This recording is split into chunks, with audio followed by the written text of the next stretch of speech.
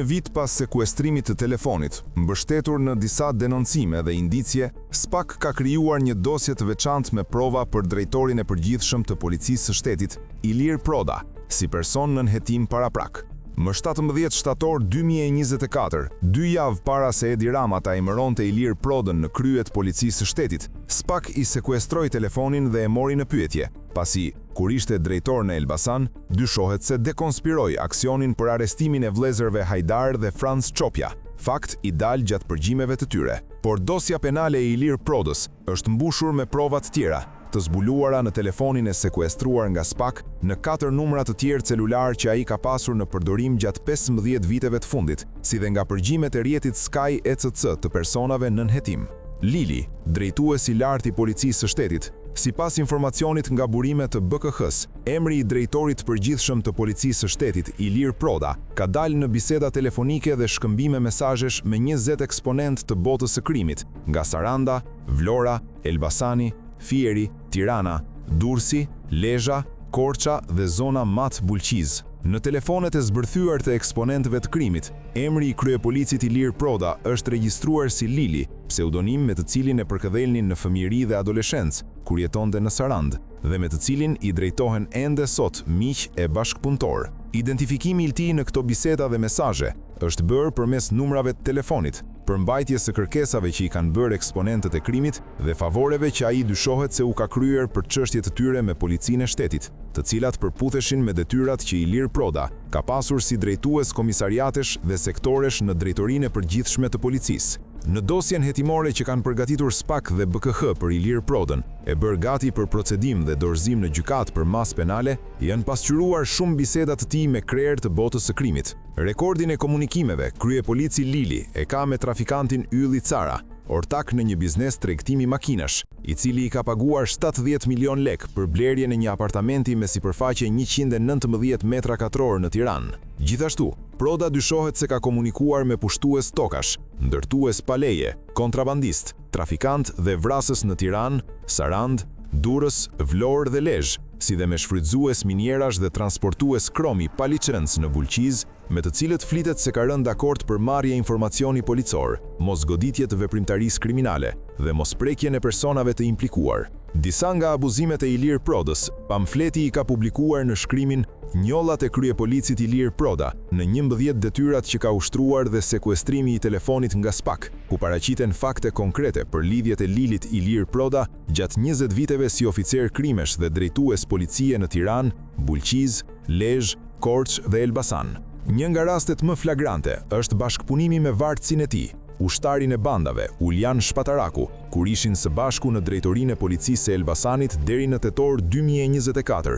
ku dyshohet se favorizonin eksponent të krimit të këtij qarku, madje edhe kapur dhe liruar trafikant dhe vrasës në kërkim. Madje si lëndë referimi për hetimin që ka kryer BKH ndaj tij, janë përfshirë 53 raste të evidentuara në raportet e Shishit dhe Shërbimit Antimafia për favorizim ndërtimesh të paligjshme, grupe pastrimi parash, kontraband, mosfillim procedimesh, dekonspirim aksionesh, zhdukje provësh në vendngjarje dhe raste trafiku dhe tregtie droge, fakte që janë shënuar në dosjen e tij personale. Pas logos dhe licencës së kompanisë Leg Bibaj Energy SHPK, të krijuar më 17 shkurt 2022, administrator dhe ortak me 50% është Elton Beqiraj, për aktivitetin e së cilës nuk ka të dhëna financiare dhe bilance tatimore. Këtë fshehje të dhënësh, që ka si pasojë pastrimin e milionave me burima fekat korruptive dhe aktivitetet kriminale, Elton Beqiraj e ka praktik biznesi dhe veprimesh lavatriçe, përmes falsifikimeve dhe mashtrimeve fiskale, në bashkëpunim me subjekte shqiptare dhe të huaja. Më 11 nëntor 2025, Gjykata e Tiranës, me kërkesë të prokurorisë dhe mbështetur në prova të krimeve financiare, dënoi Elton Beqiraj, i biri i Lavdosh Beqiraj, drejtor kabineti në Bashkinë e Durrësit, me 3 vite burg, konkretisht për krijim skeme mashtrimi dhe vjedhje fondesh publike nëpërmjet faturave tatimore false të TVSH-s dhe shmangjes nga taksat. Në bashkëpunim me 3 shtetasit italian, Andrea Didio, Salvatore Castorina dhe Salvatore Cascino, si dhe me ortaku me tij, Ilir Qafa nga Berati, falsifikatori Elton Lavdosh Beqiraj nga Durrësi ka lëshuar fatura false të TVSH-s përmes kompanive Sajdek Elbe Energy, Primis, Gainsbourg, El Nair Trading dhe QS International Consulting, në 2 prej të cilave është ortak. Fshehja e të ardhurave, falsifikimi i dokumenteve tatimore dhe i bilanceve, si dhe skemat mashtruese të vjedhjes përmes TVSH-s, janë veprat penale për të cilat Elton Lavdosh Beqiraj u akuzua nga prokuroria dhe u dënua me 3 vite burg dhe 22 milion lek gjob për 2 firmat Primis dhe Gainsbourg, ku ai është ortak, dhe të cilat i përdori në krimin financiar. Kjo u vërtetua gjatë procesit gjyqësor, mbi bazën e provave në dosjen penale numër 252 të Prokurorisë së Tiranës, e shoqëruar me prova të tjera mashtrimi me faturat e TVSH-s edhe gjatë viteve 2022-2023, kur ishte nën hetim dhe gjykim. Por dënimi i falsifikatorit Elton Beqiraj rezultoi vrim në ujë, pasi sipas informacioneve që disponon pamfleti, ai u lirua duke paguar çeke nga milionat që i kishte vjedhur shtetit përmes mashtrimit me fatura tatimore false të TVSH-s, të kryera me grupin mafioz italian, por edhe nga aktivitete të tjera kriminale ku dyshohet se është përfshirë. Përveç dënimit me burg për mashtrime tatimore në vlera milionshë, Elton Beqiraj ka dalë edhe në disa dosje të tjera që kanë hetuar BKH dhe SPAK, të cilët e kanë skeduar si subjekt të krimeve të tjera më të rënda. Provat që kanë dalë dhe janë ende në proces hetimi, lidhen me përfshirjen e Elton Beqirajt në aktivitete mashtrimi dhe falsifikimi me tokat në Bregdetin e Durrësit, në Komisionin e Pronave dhe Kadastrit, duke shfrytzuar pozicionin e babait të tij si drejtor kabineti në Bashkinë e Durrësit. Në SPAK, ai ka gjithashtu dosje hetimore si lavatriçe e parave të trafikantëve të drogës dhe zyrtarëve të korruptuar, nëpërmjet kompanive fantazmë që ka krijuar, për të cilat do të flasim në vijim.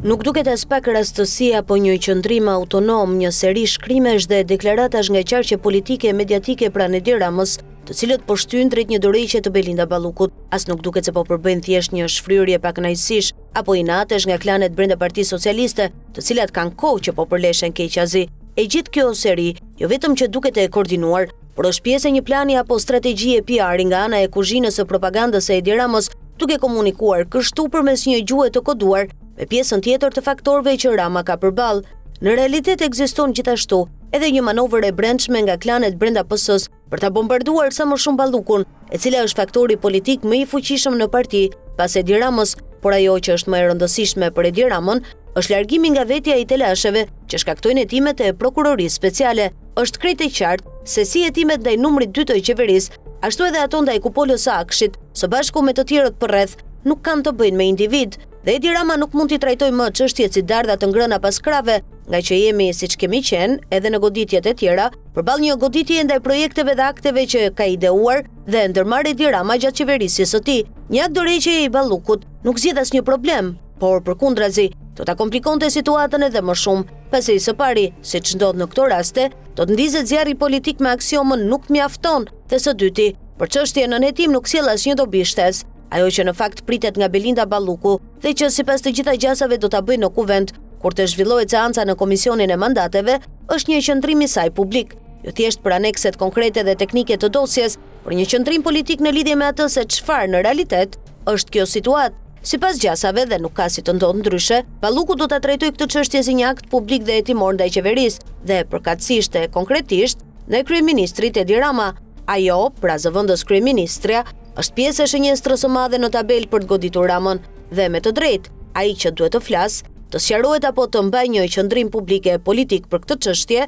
është Edi Rama, sepse këtu nuk po hetohet asnjë dikaster, asnjë ministër apo disa zyrtar, por thuajse të gjitha punët publike të rrugëve që janë ndërtuar nën qeverisjen e Edi Ramës. Kaq e thjeshtë është. Nga ana tjetër, mazhoranca përkatësisht Edi Rama mund ta trajtojë çështjen e kërkesës për leje arresti vetëm nga ana procedurale e dispozitivit të SPAK, por parimisht në lidhje me të gjitha hetimet që po i bëhen 13 viteve qeverisje. Kapica e kokave që Edi Rama ka prerë për të mbajtur pushtetin e tij i ka ardhur deri në fyt dhe nuk mund të pranohen nga zotat si një shpërblim për t'i dhënë erë të lehtë në lundrimin e tij të katërt. Në fund të fundit, kjo mbi të gjitha është një betejë e Edi Ramës.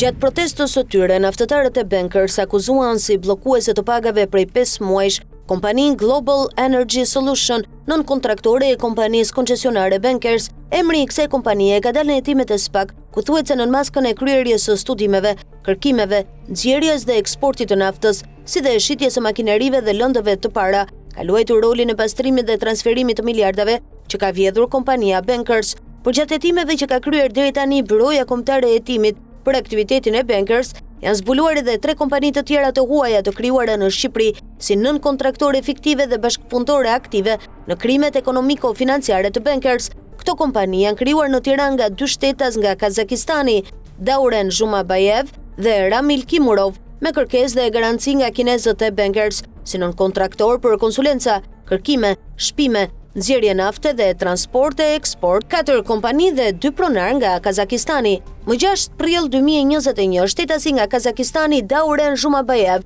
në atë kohë 32 vjeç, krijoi kompaninë Alp Talent Solution SHPK në Tiranë, me objekt trajnime, hulumtime, transport dhe zgjidhje teknike e tregtare me kapital 10.000 lekë. Më 2 gusht 2021, po ky shtetas, Dauren Zhumabayev, krijoi kompaninë Global Energy Solution në Tiranë me objekt shpime, përpunim, ndërtim dhe shërbime inxhinierike, furnizime makineri, studime gjeologjike dhe rezervuar nafte me kapital 10 milion lekë. Më 14 qershor 2021, shtetasi nga Kazakistani Ramil Kimurov, në atë kohë 26 vjeç, krijoi kompaninë Black Gold Investment Company Limited në Tiranë me objekt tregti ndërkombëtare të naftës dhe shërbimeve në sektorin e naftës me kapital 1 milion lekë. Më 2 gusht 2021, po ky shtetas, Ramil Kimurov, krijoi kompaninë Petro Solution në Tiranë me objekt analiza gjeologjike, vlerësim të rezervuarve të naftës, teknologji të pasurimit të prodhimit, shpime dhe ofrim transporti me kapital 10.6 milion lekë. 2 pronarët kazak janë nga i njëjti qytet në Kazakistan.